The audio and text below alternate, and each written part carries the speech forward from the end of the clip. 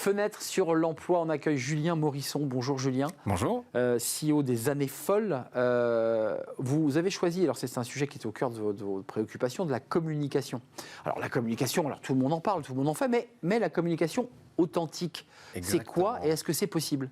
C'est une bonne question. Est-ce que c'est possible ? Je dirais qu'on en parle quand même de plus en plus souvent. Ça veut dire quelque chose qui ne sonne pas bien ou qui sonne creux ou qui est un peu décalé. Et donc, oui, c'est nécessaire de parler d'authenticité, surtout pour une entreprise. Alors, pour plusieurs raisons, mais oui, c'est nécessaire de parler actuellement d'authenticité dans la période notamment que nous traversons. Concrètement, c'était quoi le problème c'est quoi le problème autour de cette question de l'authenticité ou du bullshit ? Oui, c'est vrai. C'est un peu ça l'idée. On se dit, j'y crois pas à son truc. C'est de la com. Oui, c'est de la com. Il y a un truc qui n'est pas cohérent. Je dirais qu'il y a plusieurs raisons pour lesquelles les entreprises ont commencé à se poser la question de l'authenticité. C'est assez récent. Un, pour attirer. On est dans une volonté d'attirer des collaborateurs, de les retenir aussi. Et donc, il faut une adéquation entre les valeurs que l'on porte, les messages que l'on porte, qui soient plus logiques entre ce qui est dit et d'un côté, ce qui est incarné. Pour une autre raison, et qui est liée finalement à l'authenticité, c'est le phénomène de transparence dont on entend parler finalement, pas uniquement les transparences de la vie publique, mais aussi la transparence de l'entreprise. Parce que vous savez maintenant, avec les réseaux sociaux, eh bien, les salariés, les collaborateurs, les candidats vont tapoter un certain nombre de mots-clés et vont ressortir des messages. Et donc, tentation aurait pu être grande de porter des valeurs en disant...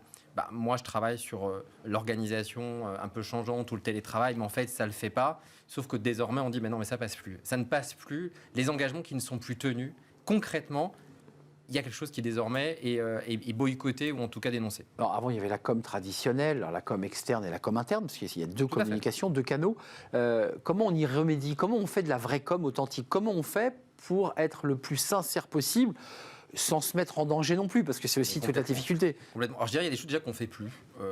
Dans les choses déjà qu'on ne va plus faire, c'est uniquement travailler sur des choses qu'on a déjà vues 50 milliards de fois, sur des copier-coller qui ne sont pas très très cohérentes, où tout le monde le fait, donc du coup on va faire un peu la même chose dans les mêmes endroits, les mêmes discours, donc ça on ne fait plus. On le voit sur LinkedIn, il y a certains qui se sont taclés, arrêter ces messages bullshit. Non mais en fait ça ne tient pas la route et je dirais que de moins en moins de personnes sont dupes. Deux, on fait porter les messages aussi par des gens qui l'incarnent. Moi, je ne suis pas favorable, alors c'est un message que j'envoie, mais je ne suis pas favorable à ce que la RH, finalement, donne toujours les avis sur tous les métiers. Je pense que quand on est CMO, c'est-à-dire marketing, il faut expliquer ce qu'est son métier, ce que l'on attend dans l'entreprise. La même chose on est dans la sécurité, dans le marketing. Vous dites la DRH ne peut pas avoir tout en tête et connaître tous les métiers. Non, ça ne tient pas la route. Et je dirais qu'elle doit apporter, en revanche, une vision, une prédictivité, si je puis dire ainsi, en tout cas des perspectives de carrière. Et donc, ça permet d'être plus cohérent. Et du coup, qu'est-ce qu'on fait pour y répondre ? Je dirais qu'on incarne davantage. On est là où se trouve la cible, on est une approche marketing. Si ma cible est sur TikTok, on essaie d'aller sur TikTok à condition d'être aussi cohérent dans le message. Si ma cible est davantage sur LinkedIn et des médias traditionnels, on se développe sur ces médias traditionnels. Deux, on arrête avec des mots qui sont des mots tarte à la crème, comme ninja de quelque chose, super-héros d'autre chose. Par exemple, vous pourriez dire, moi je suis super-héros des mots. Ça veut dire quoi ? Je suis journaliste. Ah oui, d'accord, c'est intéressant. Donc c'est une espèce de jeu de mots un peu vaseux qui... Ils veulent rien dire, c'est-à-dire que concrètement, si je dis je suis ninja des chiffres... Vous l'avez vu ça, ninja des chiffres ? Ah oui, bien sûr, évidemment. Magicien des chiffres, ninja des chiffres, oui, bien sûr. Et ça veut dire quoi ? C'est financier. D'accord. Ah oui, sinon on n'a pas vu venir. Et ça vient de l'entreprise qui, en fait, essayait de rendre un peu fun.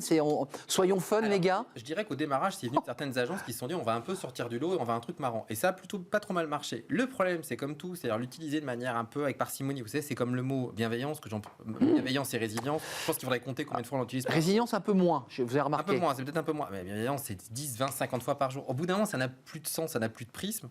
Et donc, ce qui avait du sens, donc revenez à des intitulés de poste un peu plus cohérents, un peu plus incarnés.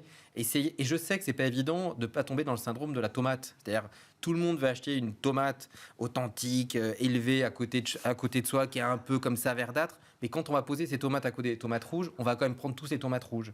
Et l'entreprise, elle doit un peu jauger. Oui, le syndrome de la tomate, je crois que c'était bien placé. Non, mais c'est intéressant. Mais disons que ça parle. C'est-à-dire que l'entreprise, elle doit trouver les bons mots entre dire, voilà, je sais que si je dis que je paye moins, 20% de moins que mes concurrents, les gens, je ne me fais pas d'illusions, ils ne viendront pas chez moi.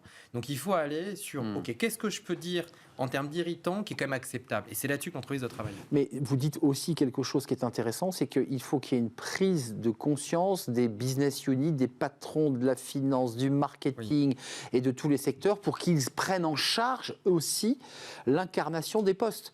La DRH, avec toutes ses qualités, elles viennent souvent chez nous, mais elles n'ont pas la vue panoramique et la précision des secteurs. Ça, c'est intéressant. Elles n'ont non seulement pas la précision, et surtout, ce qui va sembler séduisant pour elles ne l'est pas forcément aux yeux des gens qui vont candidater et ne l'est pas forcément aux yeux des professionnels. Et ça, c'est assez logique, d'une part, et deuxièmement, vous tombez assez rapidement dans une espèce de mots un peu tarte à la crème qui n'ont plus vraiment de prisme, alors que l'opérationnel, lui, c'est-à-dire que si vous voulez... vous avez besoin de serveur, allez demander au serveur c'est quoi son quotidien. Alors ça sera peut-être pas des jolis mots, ça sera peut-être pas des syllabes très alambiquées, mais lui il va dire voilà, moi je suis venu là parce que c'est pas très loin de chez moi, et c'est des choses qui sont pour lesquelles vous allez dire oui, moi c'est pas très joliment mis en scène, mais c'est pas grave, c'est pas le sujet.